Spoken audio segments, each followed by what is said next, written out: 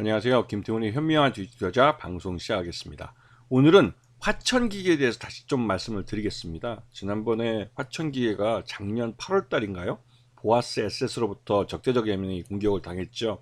물론 그때도 실제 적대적 M&A보다는 이 주주 행동주의에 맞게 배당을 더 요구하고, 왜냐면 이 화천기계도 그렇고 화천기계 모회사인 화천기공이 알짜배기 회사입니다. 근데 화천기공은 확실하게 오늘가가 안정적인 경영권 지분을 갖고 있지만, 화천기계는 그나마 한번 해볼 수 있을 만큼 지분율이 30% 미만이었기 때문에 공격 대상이 된 것도 같습니다.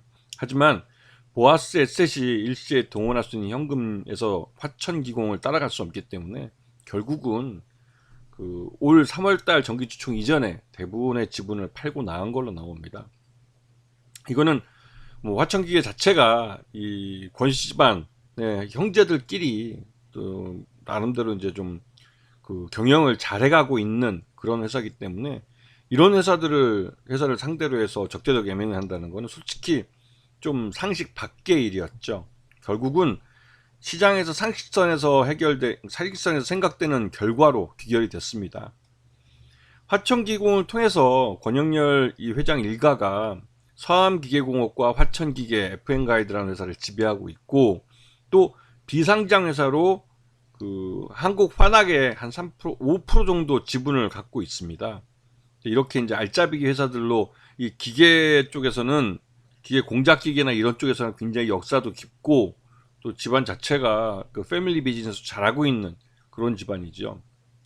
자, 이 공작기계는 모든 기계공업의 어떻게 보면 기초라고 할 수가 있습니다. 근데 그런 쪽에서 오랫동안 사업을 해왔기 때문에 굉장히 안정적인 사업 기반을 갖고 있고, 또 거래처들도 현대차나 기아차 같은 그런 아주 우리나라 굴지 대기업들과 거래하는 기업이라 굉장히 좀 튼튼한 안정적인 거래 기반도 갖고 있죠.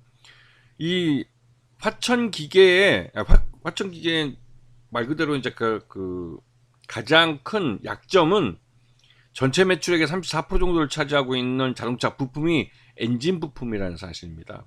즉 수명이 정해져 있는 사업이라는 거죠. 30%가 넘는 매출액이 한꺼번에 날아가게 생겼으니 그를 대체할 만한 사업을 찾아야 할 때인 것도 사실입니다. 자, 손익계산서를 보게 되면 1분기 실적이 적자가 났죠. 그런데 이 부분은 다분히 이 적재적 M&A에 대해서 최대주주 경영권을 갖고 있는 최대주주가 할 수 있는 실력 행사의 차원에서 적자를 만들었다고 볼 수도 있다는 생각이 듭니다. 왜냐면 작년은 동기해서 뭐 영업 이익을 그래도 몇 천만 원 정도 규모로 만들어냈는데, 요번에는 보란듯이 11억 정도 대규모 적자를 만들어냈기 때문에 그렇습니다. 자, 최대주주 지분이 화천기공이 29% 정도 갖고 있고, 나머지 형제들이 몇 프로씩 갖고 있어가지고 전체에서는 34.54%라 결코 적은 지분은 아니죠. 여기다가 이제 한 8%, 9%밖에 안 되는 지분을 갖고 일 값 나와라 배 나와라 요구한 보아스 에셋이 좀 가스럽다는 생각이 듭니다. 여기다가 최대주주인 화천기공이 한국환학의 지분을 5.3%가 갖고 있는데, 거기서 배당금이 이번에 약 320억 정도가 수령이 됐습니다. 엄청나게 큰 돈이죠. 배당 그룹으로만 320억을 받았으니까 뭐 이 회사 매출액만큼 받은 거라고 볼 수가 있죠. 자, 그리고 올 2월 달에 보아스 에셋이 지분이 줄었다고 5% 미만으로 떨어졌다고 금감원에 신고한, 그러니까 한국거래소에 신고한 보고서입니다. 거기에 보면 8%였던 지분이 4.5%로 줄어들어서 5% 미만으로 내려갔기 때문에 보고 의무가 사라진 거죠.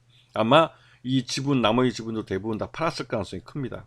그리고 주총에 갔고, 주총에서 뭐 말 그대로 이제 각종 소송했던 거 다 이제 취하하기로 한 거죠. 자, 그러면서 화천기계가 이 보아스 에셋과의 경영권 분쟁을 끝냈고, 그리고 요번에 모회사인 화천기공이 한국환학으로부터 320억 정도 배당금을 수령한 이후에 주가가 급등하고 있습니다. 그래서 여기서 의심해 볼 수 있는 건, 최대주주 화천기공이 직접 나섰든지, 그렇게 했으면 즉시 공시하게 되기 때문에 5% 이상 룰에 따라서 최대주주라도 보고 의무가 생깁니다.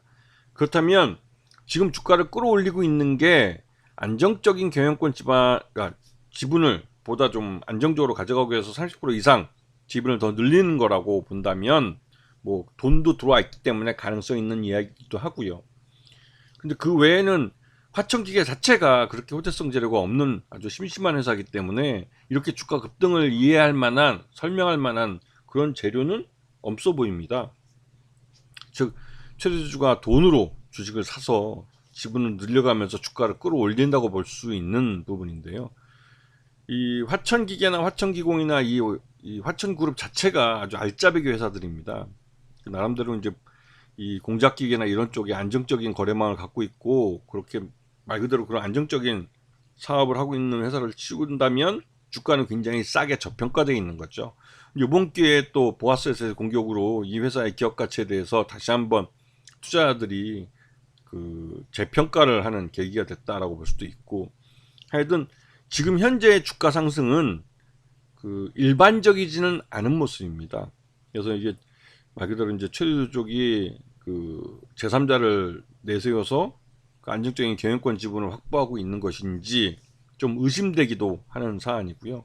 또 다른 한편으로 보아스에서 공격으로 이 화천기계에 대한 주가 재평가가 이루어지고 있다라고 볼 수도 있겠죠. 무엇이 됐던 간에 이 화천기계는 시장에서 저평가되고 있던 그런 사안들을 어느 정도 정리하고 이제 자기 주가로 재평가를 받으면서 주가가 제자리를 찾아가고 있다고 보는 게 합리적일 것 같다는 생각이 듭니다. 자, 오늘 방송 여기서 마치겠습니다. 감사합니다.